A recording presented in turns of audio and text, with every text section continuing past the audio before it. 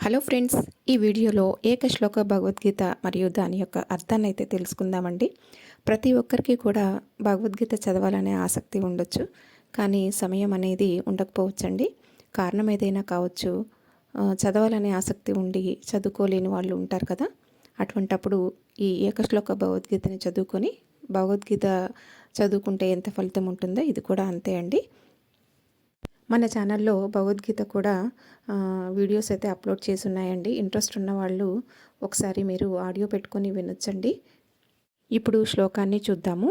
యత్ర యోగేశ్వరః కృష్ణో యత్ర పార్థో ధనుర్ధరః తత్ర శ్రీర్విజయో భూతి ధ్రువా నీతిర్మ తీర్మమ. ఇప్పుడు అర్థాన్ని చూద్దాము.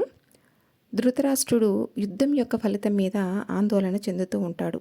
అప్పుడు సంజయుడు గంభీరమైన గొంతుతోటి ఇలా చెప్తాడనమాట. ఎక్కడైతే సర్వోత్కృష్ట పరమేశ్వరుడు మరియు ఆయన యొక్క పరిపూర్ణమైన భక్తుడు ఉంటాడో అక్కడే విజయం ఉంటుంది. మహారాజా, యుద్ధం ఏమీ చూడనక్కర్లేదు.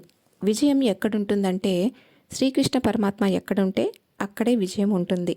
ఎక్కడైతే శ్రీకృష్ణ పరమాత్మకి పరిపూర్ణమైన శరణాగతి అయిన అర్జునుడు ఉంటాడో అక్కడే విజయం ఉంటుంది.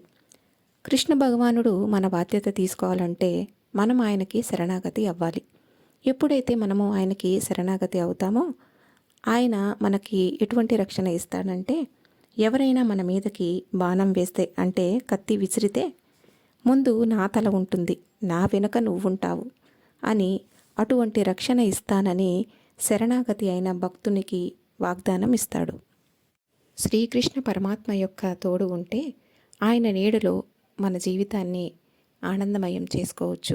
ప్రశాంతమైన జీవితాన్ని గడుపుతూ ముందుకు వెళ్ళవచ్చండి.